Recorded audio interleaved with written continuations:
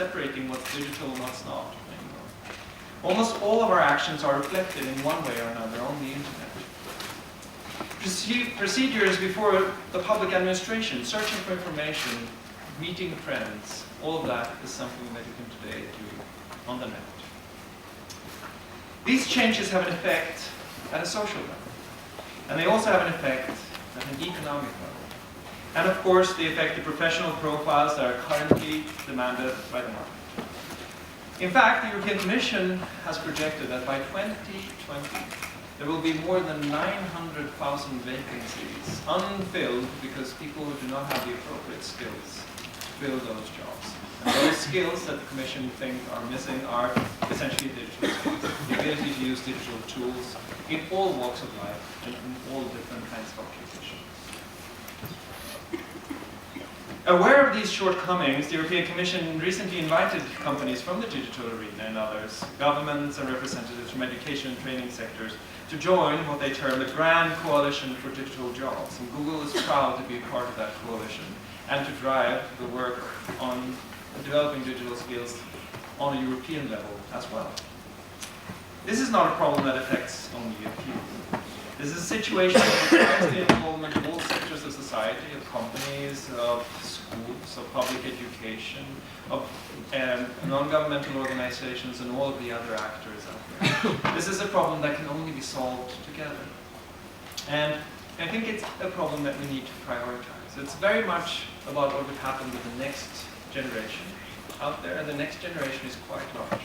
If you look at the UN report titled The State of the World Population in 2014, you see, looking at Spain, that 14% of Spain's population is between 10 and 24 years, represents a total of 6.3 million Spaniards.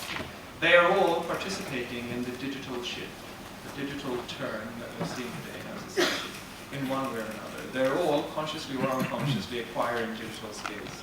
And we need to make sure that we make it easier for them and that they acquire more of the skills that will be helpful for them in pursuing jobs in the new digital economy.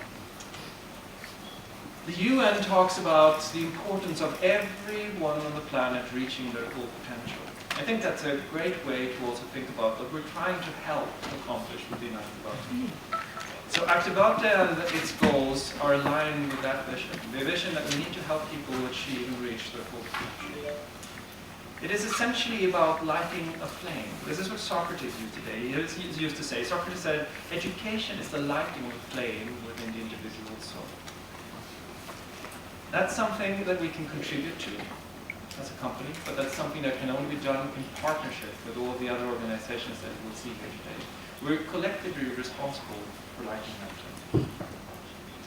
If we do that, and we spread digital skills, and we make sure that this new generation growing up now in Europe really has the skills that answer up to the demands of the future, we have extremely good opportunities to grow Europe as a whole and all of the individual member states.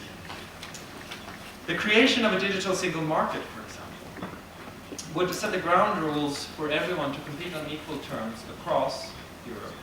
And it could generate more than 250 billion euros of additional growth on top of the growth that we're hoping to see anyway. And it could generate hundreds of thousands of jobs across the economy. We know, actually, that for each and every digital skill-based job, each and every high-tech job, 3 or 4 other jobs are generated. Therefore, with this projection and prediction on one hand, and with the unemployment rates on the other, we can say without a shadow of a doubt that this is perhaps the most important task we have ahead of us now. To figure out how we cover and bridge the digital skills. So what obstacles do we face when we try to do that? I think one of the most important ones is that it's actually not that easy to find education and digital skills.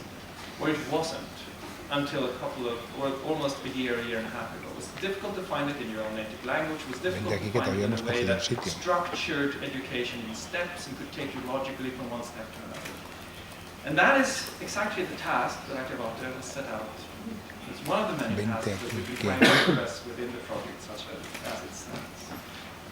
Now, that's why we're gathered here today, to look at active arte, to explore it as a tool to guide, train, teach, and ultimately increase the potential of young people, help them reach that full potential of which the UN speaks.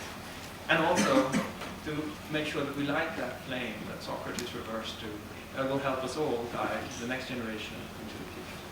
Thank you very much.